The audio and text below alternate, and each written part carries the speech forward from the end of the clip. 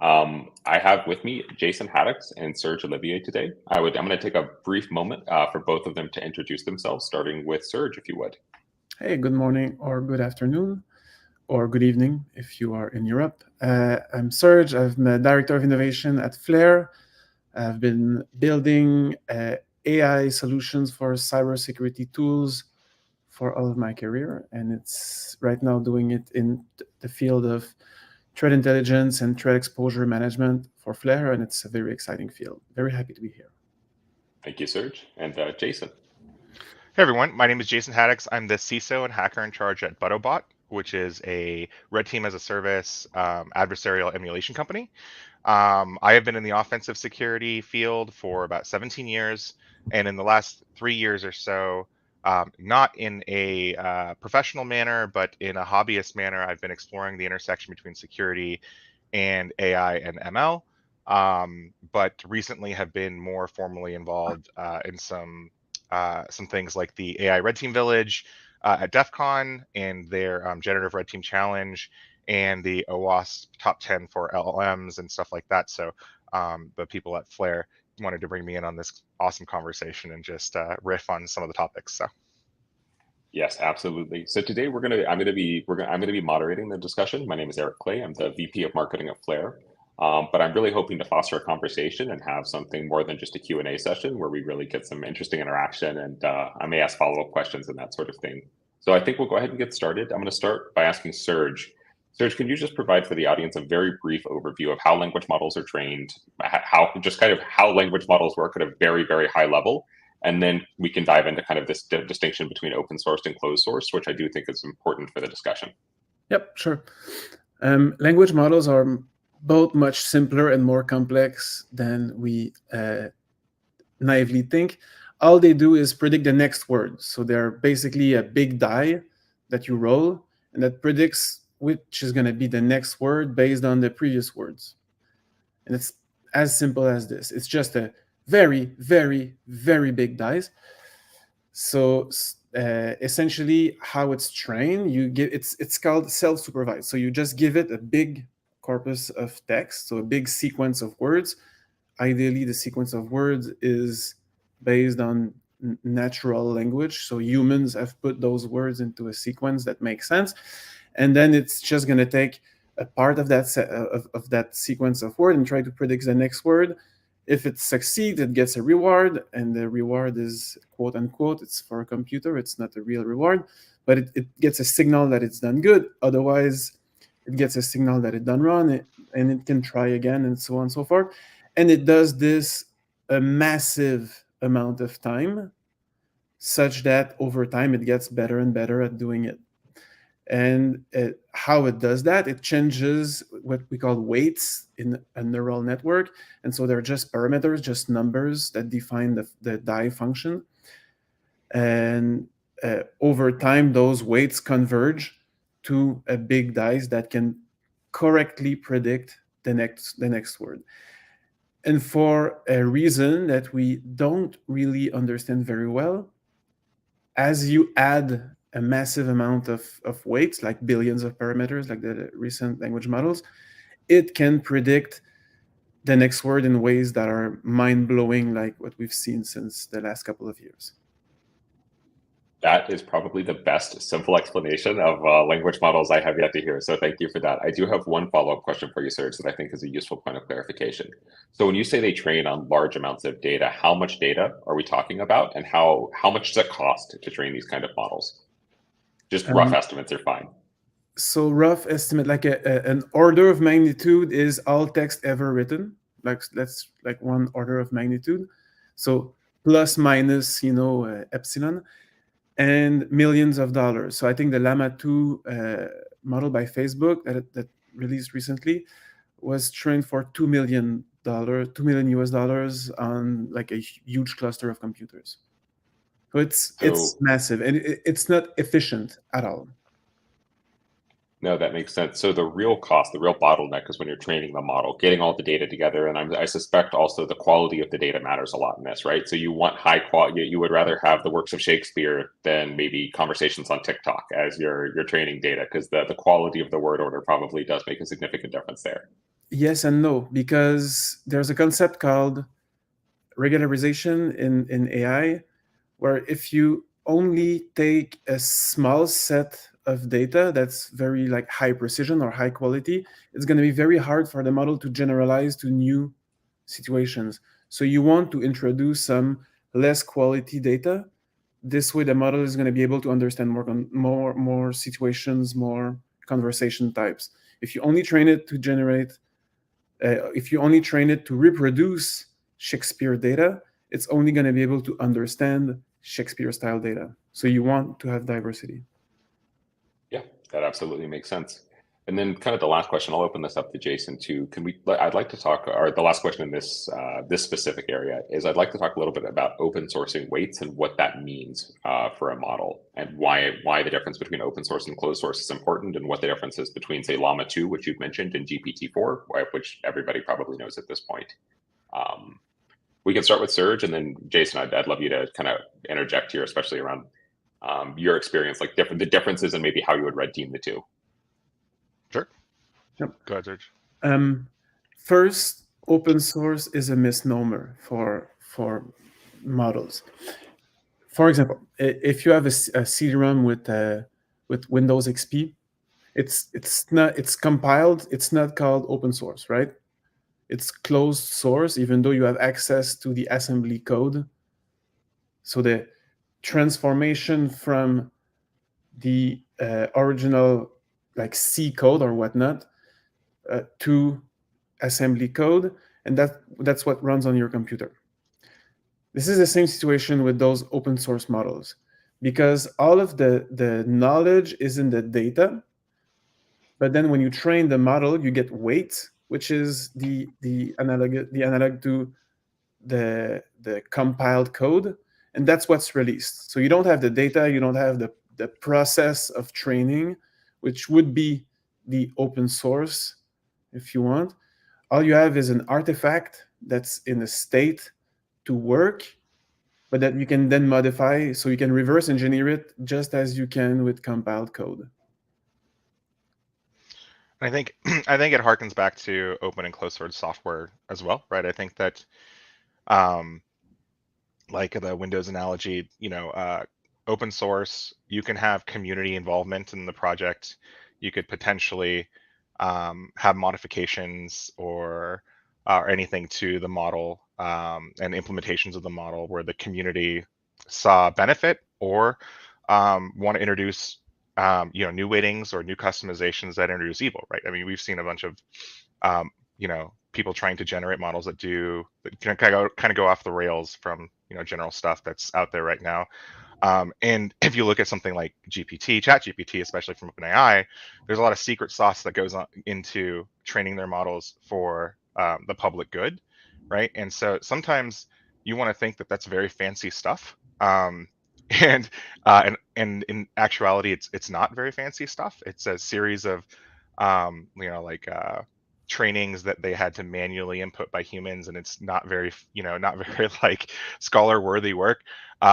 But it's very much like a recipe, right? It's like if I give you a great soup and you eat this soup and you're like, damn, this soup is delicious. But then you go into the kitchen and you're like, yeah, they used 3-day-old fish for this soup. You're like, oh, well, do you like it less now? Well, no, it didn't taste any. It doesn't taste less good, but you're a little disappointed in kind of the method to the madness. And so, like I know some people on the OpenAI security team, and there's some stuff like that going on. It's really interesting about like how they end up training and reinforcing the models to get to the place where they think it's usable for the human good, for the general populace, and we can stay away from doing nefarious things that people are trying to do anyway through red teaming, and then they can add on the learning from all the red teaming that happens through the input that comes into the model right now, and like other activities they do, people they consult with to do the red teaming, and so it's a very interesting conversation for sure.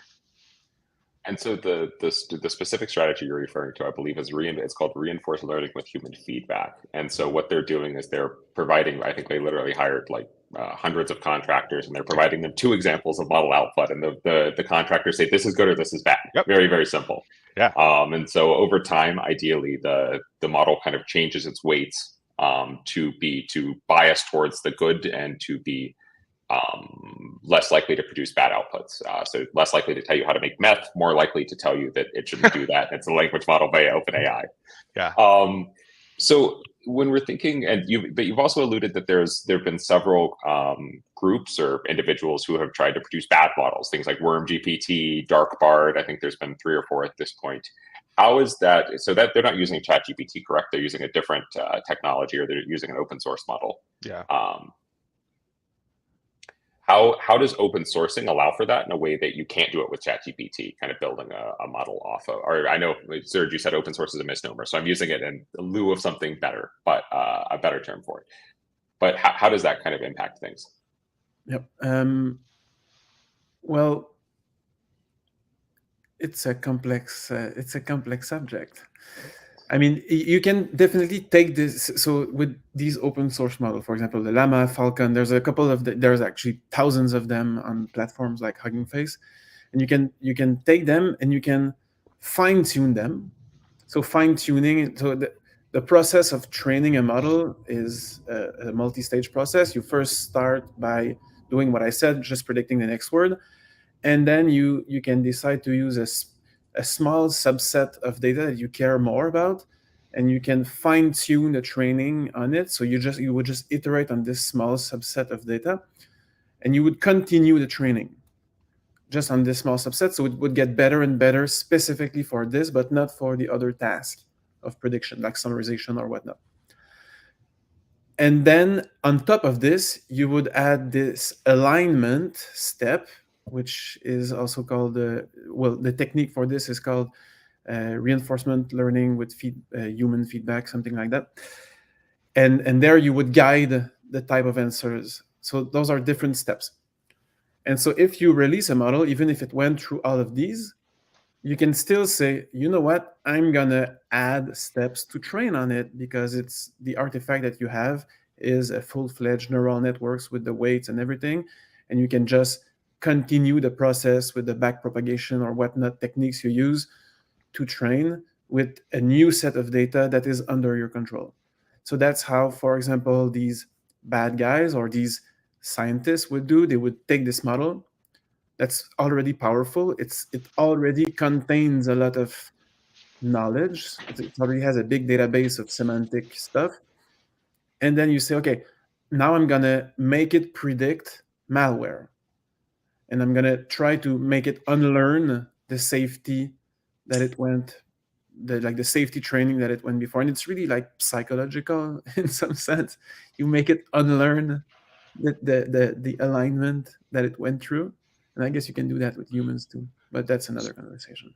So there's actually a third and fourth level to it in the consumer level. And I call it consumer level. That isn't actually a term. It's just how I put it in my mind. But consumer level models that exist right now. So like the ones that are open source by Facebook and then GPT and stuff like that. So on top of the way that you train the AIs, you also have what I akin to configurations for the AI that they go through before spitting out the next word, right? And these are safety.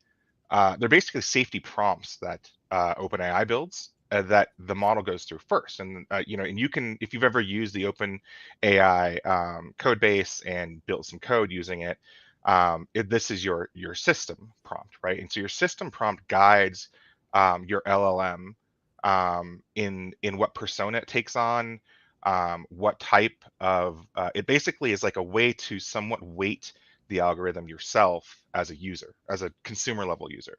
And so a lot of people are doing this now with the new GPT bots that just came out this week and building new agents that are basically chatbots that do really cool things. But with the open source models, there is, or with something like ChatGPT and OpenAI, they have several layers of safety prompts, which everything goes through before it makes it to the user. So they have a big, long one. I think it got leaked in the first iteration of GPT-3 or 3.5. That is like 7 pages long, telling the AI model of what not to do. it's like, don't tell people how to make bombs, don't tell people how to make drugs, don't do like, and it's like, it's huge, right?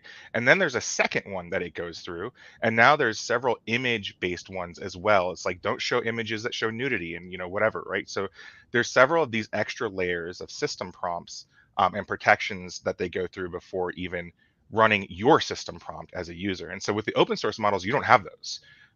So the training is just the data. And so with the open source models, you can set it as a persona of a bad guy. And so that's why a lot of these bad guy type models that are out there right now, they're actually just the standard models with system prompts engaged to make them act as if they were a drug dealer, act as if they were a terrorist or something like that. And so like, that's how people are able to just take the general models that exist out there and build them to do bad things, because there's no underarching Oracle protection for the model itself at the lower system level, basically. And so just imagine right now there's every company in the world that's, well, maybe not every company, but a lot of companies are like crazy about implementing LLM-based solutions for whatever problem they have. And untrained people are downloading models from Hugging Face and just putting it on a EC2 instance in Amazon and just have a little layer of prompt over it, but they're not implementing those safety prompts.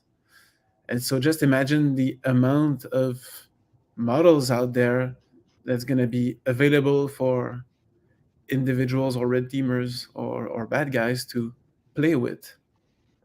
It's troubling. It is going to be a brave new world. I know we're jumping ahead in the conversation a little That's bit. perfectly fine.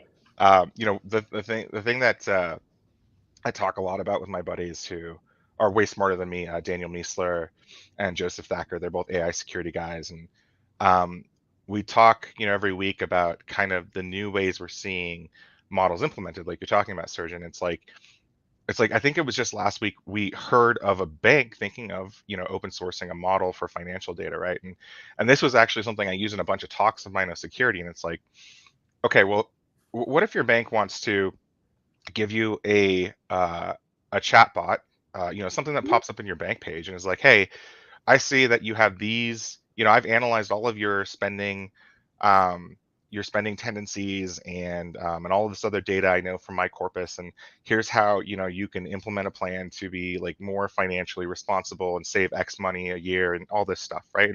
And to a user, that sounds like a great feature to have as part of your bank, right? But to a hacker, an implementation like that, well, how do they train that LLM model, right? Well, they have to train it on the corpus of every user usually, right? In order to get the right spending patterns and how to save money, because your piece of data is way too small to build an LLM model off of, right? Your piece of data, your small banking piece of data, is just the feed into it. And so, as a hacker, I would look at that chatbot and try to jailbreak it or prompt inject into it to get the data from everything else it's trained on, like Eric's banking data and Serge's banking data and stuff like that.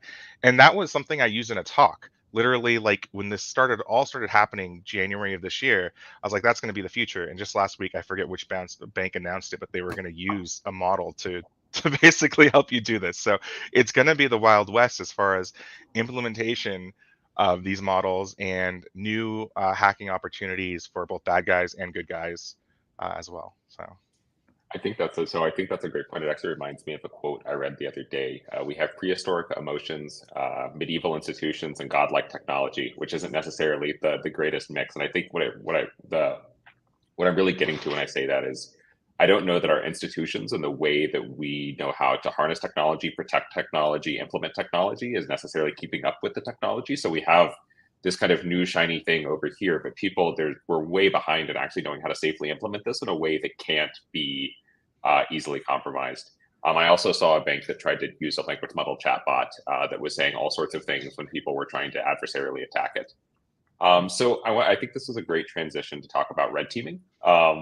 So Jason, can you start by just telling us what red team, like just at a high level, what red teaming a language model looks like, and then what kinds of things you're trying to elicit from it, and then as a final kind of step in that three-step process, what you're trying to accomplish and how you're trying to help.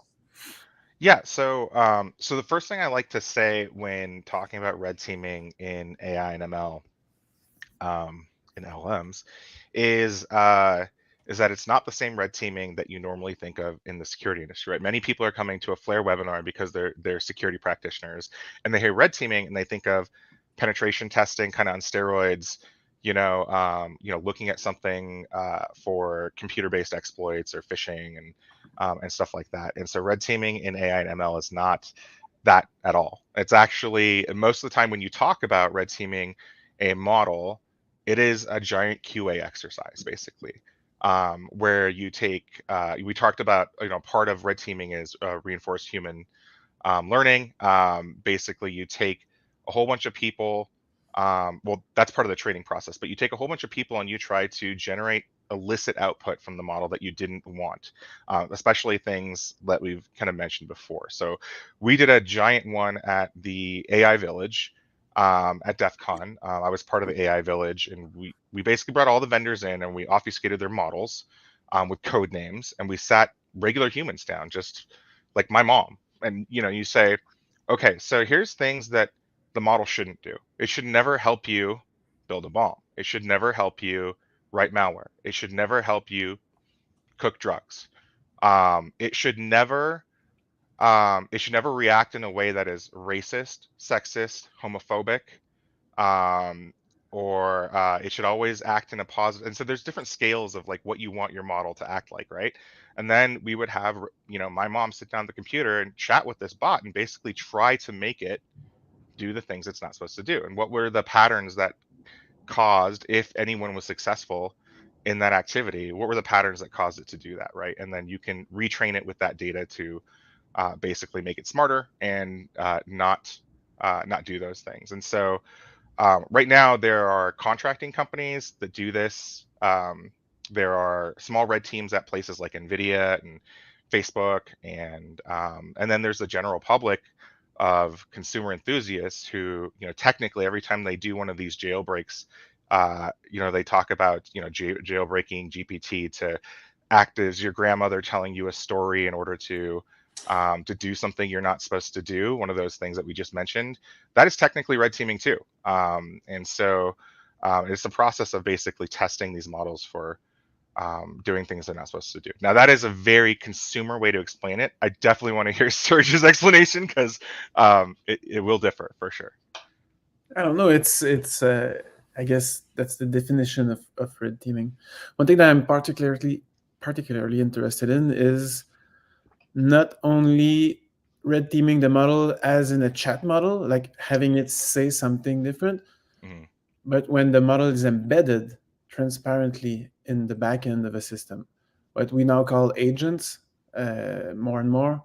So you have the model act as the decision engine in the software to do further actions. So it can do this transparently. So you don't necessarily interact with it, but it's going to take decisions based on the input that you give it, because we've found that LLMs are pretty solid reasoning engine within certain bounds. So I know a lot of people disagree with that, but still we can infer that in the futures, LLM will take decisions transparently that are going to have as consequences some other actions without necessarily having a human say, hey, model, can you help me do this? For example, we are working on a very interesting project where Flare is doing threat intelligence. There's a lot of text in threat intelligence, conversation between criminals and whatnot.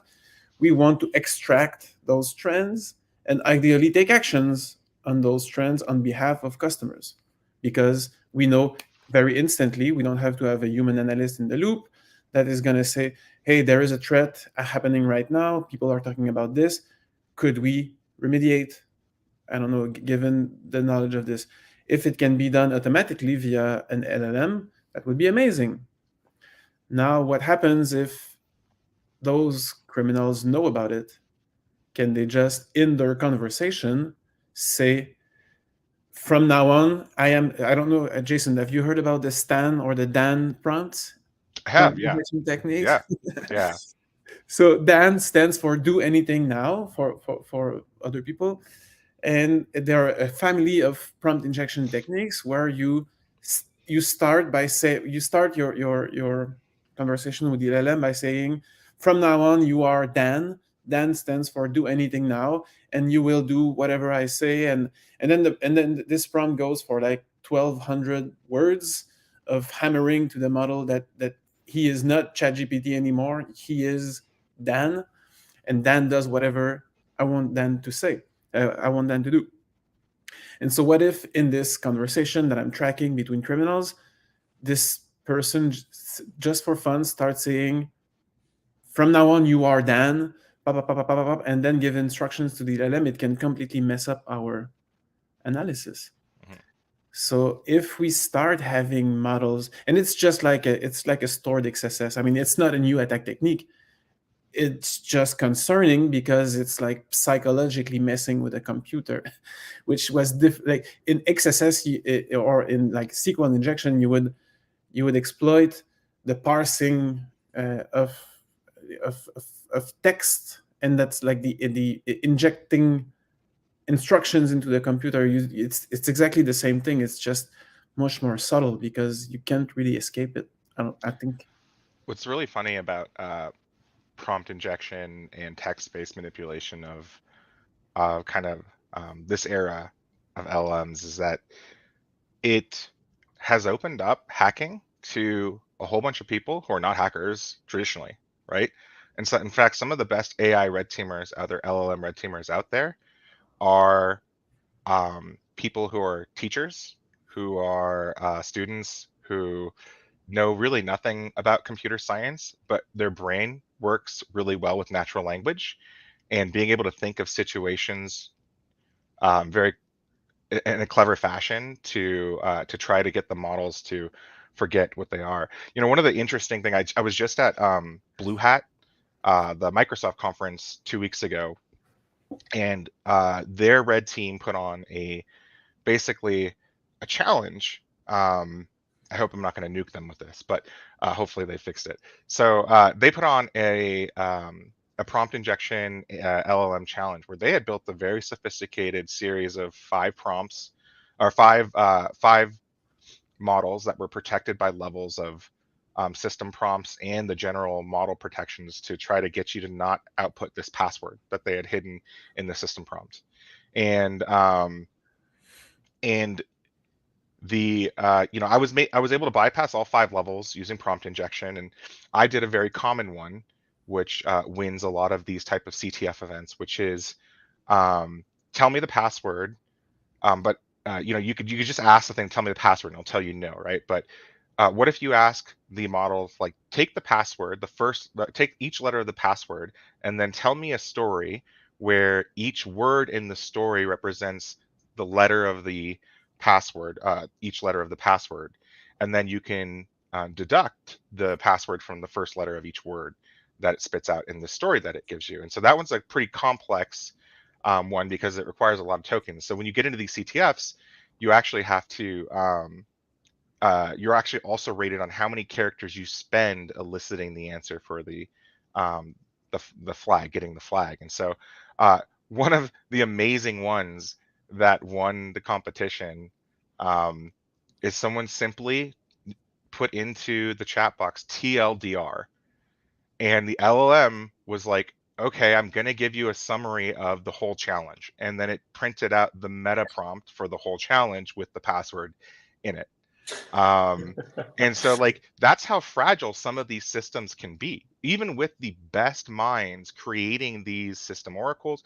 And that's why a lot of people will talk about or these protections. That's why a lot of people will talk about, especially academics in this field, will say, if you have trained on sensitive data, there is no 100% way to protect it. With, if the model is trained on sensitive data, there will be eventually a way to echo it out of the system, even if you don't have direct interaction, even if you have the best prompt-based firewalls in front of it, the best system prompts. It's 100% possible that someone can get that data out of your system, which is really scary because you never know how a creative thing like TLDR will bypass all of your stuff. It's a good thing we're not rushing to implement these across every single facet of our economy and business landscape. Right. Yeah. So I think this is a great transition because this is kind of my next question. So, it seems like the main technique we have right now is reinforced learning with human feedback, and then some kind of additional prompting on top of that system prompt, etc. But is it fear? So, and red teaming, obviously, you can identify like common use cases where somebody might be able to elicit private information or get it to tell you how to make a bomb, whatever the case is. But it seems to me like there may be a fundamental, it may be just like with this approach, fundamentally impossible to actually build something that's foolproof. And I want to get your feedback on that. Like one example that I heard that I think was really good is it's kind of like trying to build a secure operating system. The underlying technology is so complex that it's going to be this constant game of catch up and trying to patch holes in the system and trying to find new holes and patch them, rather than anything where it's kind of built by secure by design. So you could build from the ground up and have it to be secure and understand why it's outputting certain things and be able to prevent it from outputting things you don't want it to. So I would love to get feedback on that from both of you. I mean, I don't think there's anything new with AI models with respect to this. I think any usable system by design is engineered to have humans interact with it in ways that are not necessarily intended. At least if you want it to be universal and useful, like a computer or a software, if you want it to be creatively useful, I mean, there's going to be ways to make it behave in ways it was not intended to. So I don't think there's anything specifically new with AI. It's just now weird. It's just now weird. I don't think there was a better statement that could sum that up. But Jason, do you want to comment on that question? Yeah, I think it's the same way we approach a lot of security. Where right now we make the jump immediately is that we failed as humans to build secure systems, and I think that's being too hard on ourselves. We built the best we could with what we had at the time, and as we find out that things have security flaws, what we do is we build things on top of, or we retrofit what we had to reduce risk, right, down to an acceptable point. And so I do think that there will be a future where either we or the AI we have created gives us possible ways to reduce the risk down to, and system designs. It's not just about the models themselves, it's about the systems we implement the models into. It's about segregating the ways the models can interact. It's about the data that we feed into them. And so I think that eventually we will have reduced the risk back to an acceptable level. And it'll take a little while, right? I mean, I was talking to you guys before the call, right? But I really feel like we're in the Wild West right now. We're in the first year of consumer-based LLMs and application. And in the first iteration of like after the .com boom and when web hacking first came out, every site was vulnerable to cross-site scripting and SQL injection. Almost like 90% of the sites I remember were vulnerable. And after several years of hard-fought retrofitting of code languages, of education of developers, of just learning how to stop these types of things, we have gotten to, it's still out there, but it's not as prevalent as it used to be. And we're starting with a leg up because I think security is being, although like there's a lot of headlines saying it's not, I think security is being taken into account with a lot of the LLM, AI, ML technology right now, right? Like the red teaming is in the conversation we're having right now, and we're only 8 months into the consumer LLM boom, right? And red teaming has been talked about in the academic field for years of these models. And we already have people making a top 10 for LLMs and ML and AI on OWASP in the first year of kind of its infancy. So we're ahead of the curve in that area. So I don't think it's all doom and gloom. I think, yes, it'll be a rocky start and it'll hurt for a little while, and we will have some case studies, but I don't think that it's the end of the world. And I think that we can get to risk reduction, relatively faster than we have before. And I agree with you. And fun story, the OWASP top 10 for LLM is now it's in 1.1 version. 1.1, yep. While the ML version of the top 10 is still in 0 point something. Yeah. So it went faster. The LLM one went faster than the ML one, even though it's technically a subset. It just have broader applicability. But I agree with you, especially for businesses, organizations, mature organizations, which have, for example, CISOs and security teams, the processes that they have in place to secure the cloud, for example, because it's a similar scale of technology. So they have visibility, accountability, auditability, automatability, procedures that can all be a good first step to secure AI and generative AI and LLMs. I mean, there are some intricacies like the randomness and the recursivity of those things, but still those processes are very good starts for conversations across the organization to secure any application. So whether applications of AI as a tool internally, for example, to develop code or to write emails or whatnot, or as a product, the processes in place should be taken seriously and as very good steps. And then you can open the conversation with folks inside the organization. So I agree with you, Jason. The world is a mess, but there are good processes in place and there are good practices that are being communicated everywhere that can definitely help.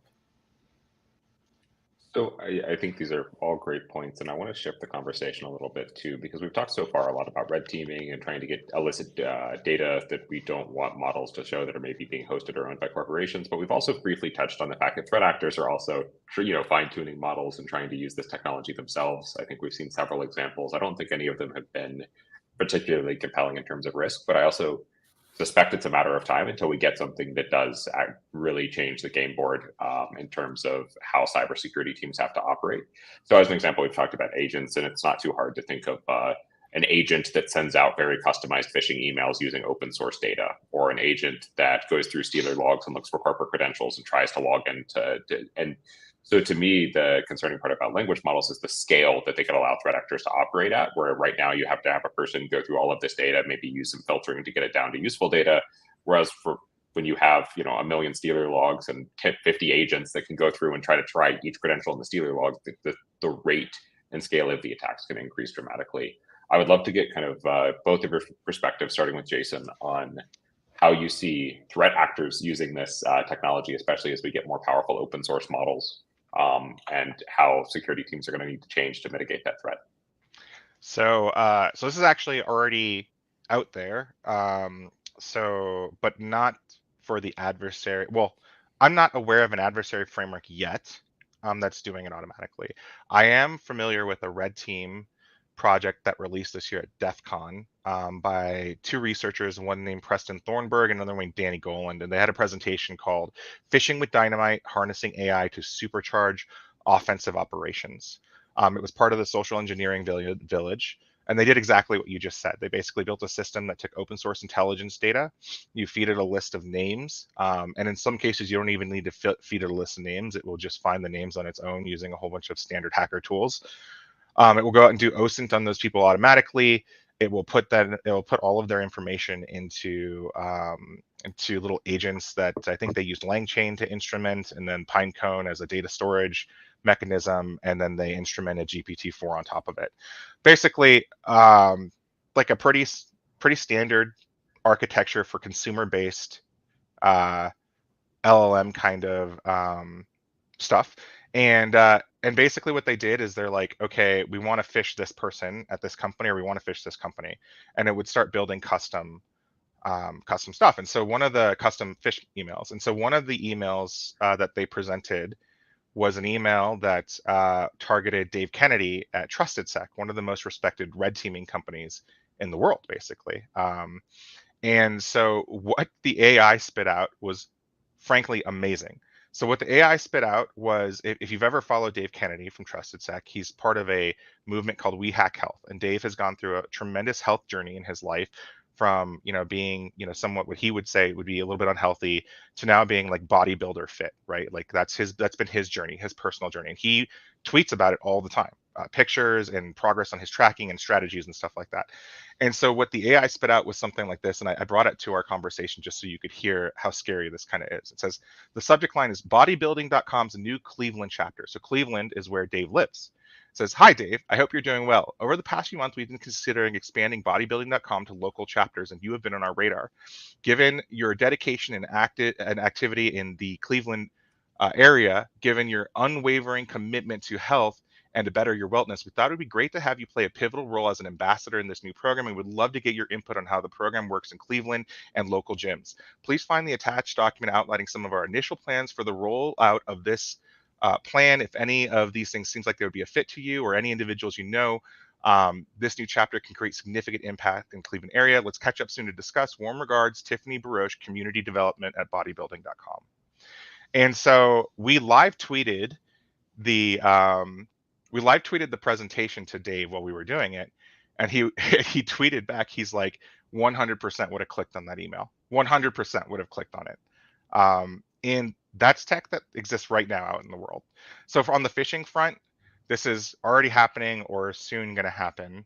And that's not like your Nigerian prince type of scam email, right? That is very targeted phishing. So in the spear phishing world, that's already happening. Yeah. Yeah, it's funny. I actually I was doing a reference check for somebody yesterday, and I sent their professor an email that had an attachment of the reference letter, and I said, I'd just like you to verify this. And to their credit, this was the first person I think has ever done this. Like, I'm sorry, I'm not clicking on the email. You're going to have to call me. So I was like, that is impressive right there, because that would have been a very targeted spear phishing email. So I was very favorably impressed. But no, that's really terrifying in a way, because when you look at the statistics around phishing, right, Nigerian prince email, obviously very, very low click-through rate if you look at the very low end of a phishing email, versus something like that where you're going to get something 70, 80, 90% through. Serge, and so I'm going to circle back to how companies are going to have to respond to this, obviously, because we already see a pretty rapid clip of increase in the rate of cyber attacks. And so this seems like it might even turbocharge that trend even more. But Serge, I'd love if you have any comments you'd like to make on that. I'm an optimistic. I see this as a very good occasion to get our, I was going to use a bad word, but get our things together as a community and harden practices, education, everything that surrounds like good cyber hygiene. So not so long ago, well, a couple of decades ago, couple of years ago, a framework called Metasploit was released, which would allow anybody to exploit vulnerabilities on the web. It was doomsday scenario, but it was also a toy for security researcher, very, very useful for pen testers and red teamers, still very useful.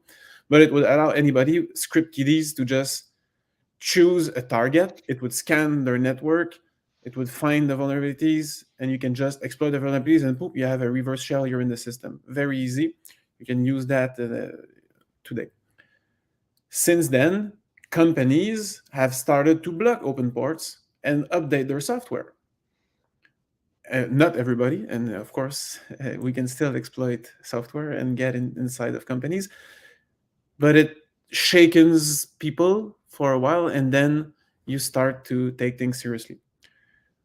I see this as a good occasion to fast forward education, and as you've mentioned, Eric, sorry, I'm a bit tired.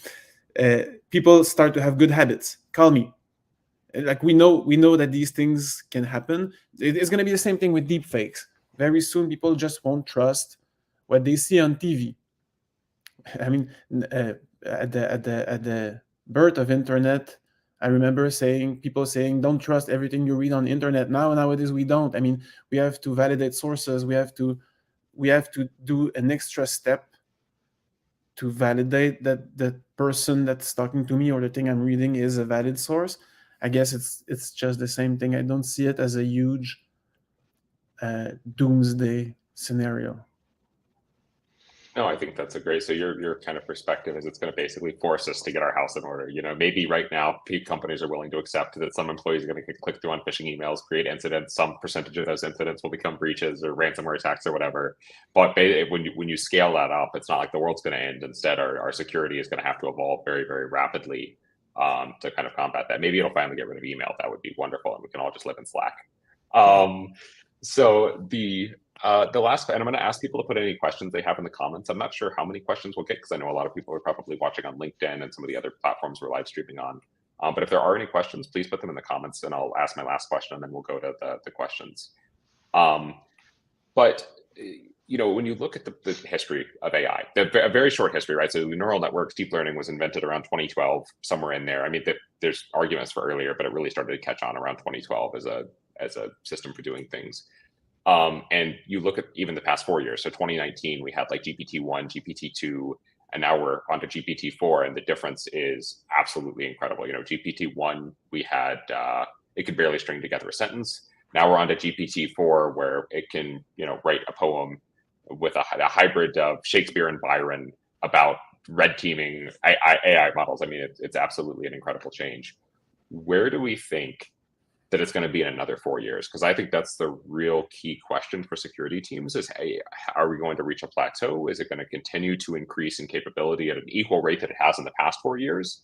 And because I think it's a really interesting philosophical question, but it's also a very, very relevant question for how companies are planning to adopt this technology, and then also how companies are planning to try to mitigate risk from the technology. I'll start with you, Serge. I don't know. It's simply, I don't know. I mean, there are some things we can imagine. Right now, there are some inefficiencies with the GPT's model. For example, it's trained as a batch. So you have all the training data, it's trained, and this training data has boundaries. So it's you train it for a fixed time, but when you start this training process, for example, the last piece of data was generated in April 2023. And you start the process, you train it on this, and after that, the model doesn't know about anything afterwards. There are techniques to make it have access to newer data, but it was not trained on this. But we can definitely imagine a new mode of training or a new mode of operation where the model is trained in real time. So that's probably one of the next steps. So the model would be adaptive. So as you interact with it, as everybody on Earth interact with it, it gets updated. And then you can have like versions of it at a given point in time. And so you could, for example, download the new LLAMA and model. Every day you can update with its new knowledge and its new behavior. So I guess that's one of the ways it can evolve. What we've seen recently is the multimodal models. So models that can work on text, voice, images, whatnot. So any type of information. And those kind of interactions are also completely mad. And I don't know how that's going to evolve, but it's extremely interesting the type of mangling it's able to understand. So I guess those are the two directions where we're going to see. And also portability, so being able to run the model in small hardware on a cell phone. Everybody's going to have its own super AI. Yeah, I mean that's the big lesson. Even looking back to the 1990s, right? A computer that used to fit in the size of in a giant building now fits in your pocket. So if you take that same trend and you extrapolate it to AI, which is on the same kind of exponential curve, it's becomes a very interesting world. Jason, I'm going to ask you the same question, or you are welcome to comment on Serge's answer. And then we have a couple of questions, and I realized we have good news. Our LinkedIn is actually hooked up to StreamYard, and there's been a very robust conversation going on in the comments section. So I'll try to pick out a few interesting things to comment on. Cool. Yeah, so I actually take my future view maybe out a few more years than your question, I think, but it comes from a book that my buddy Daniel Musa wrote about the future of what the world looks like.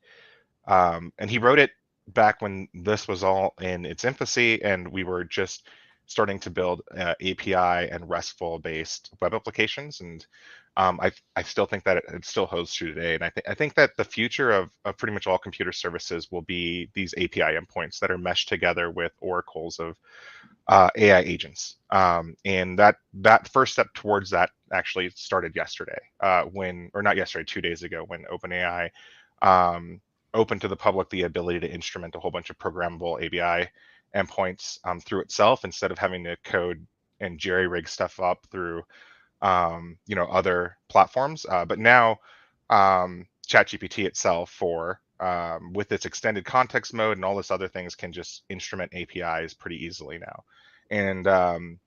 And so with the AI being able to instrument APIs and be able to work as these agents to go do micro things themselves and weave them together into big complex services and answers to complex questions.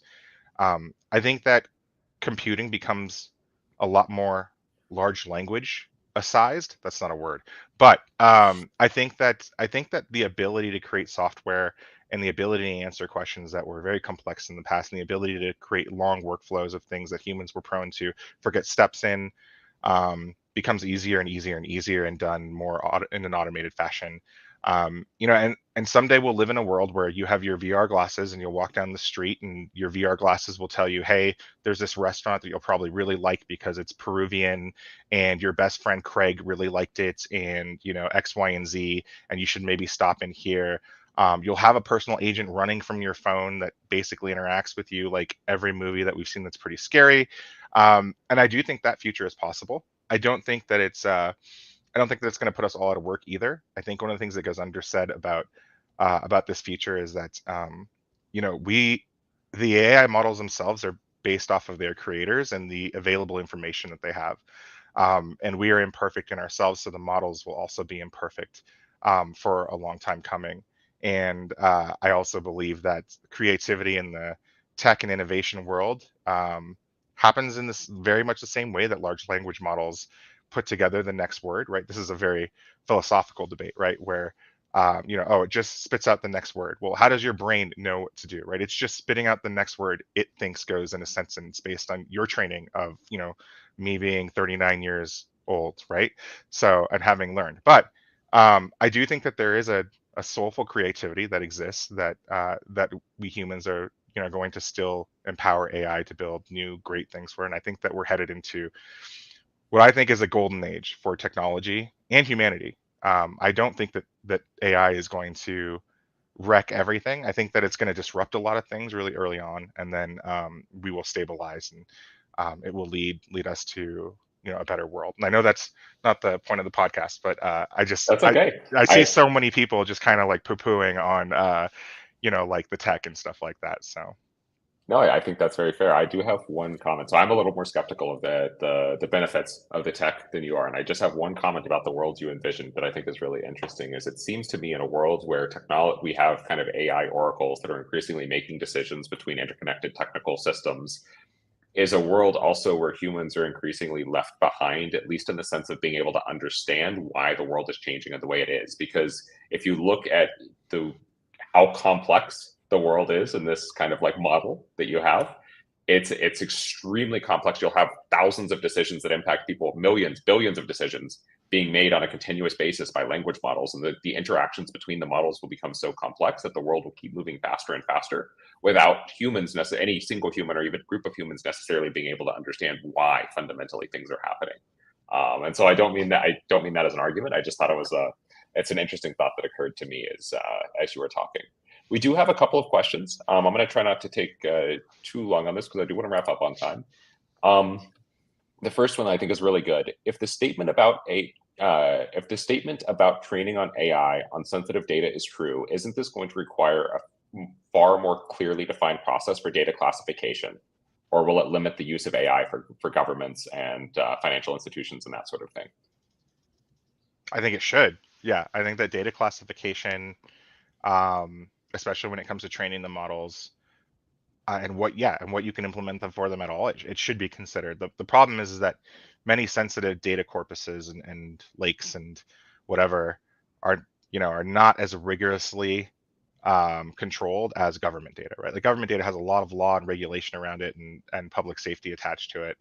There's a lot of public safety attached to banking information and tech information too, and but those are privately held companies, and they make their own decisions about what they do to their products. So we will have some privately held companies that are not subject to a ton of regulations at the moment, forge and try to use this in a, you know, it's not malice, right? It's not that they're trying to do bad things. They're trying to make new product features, and we'll have some flubs in the next 5 years of people using chatbots or agents, or, you know, whatever we've talked about here. It may be even image recognition, AI, you know, it could be any type, and we'll have some mistakes in the private privately owned sector. But yeah, I mean, the governments definitely won't. Well, our government U.S. government won't do this right away because there's so many regulations. And the financial industry too, I think, has a lot of stuff that'll stop this from training on a lot of other stuff. But you never know. I mean, it's there's creative ways to get around anything, but the answer is to your question is yes, there should be limits on what you train everything on. I have it. So thank you, Jason.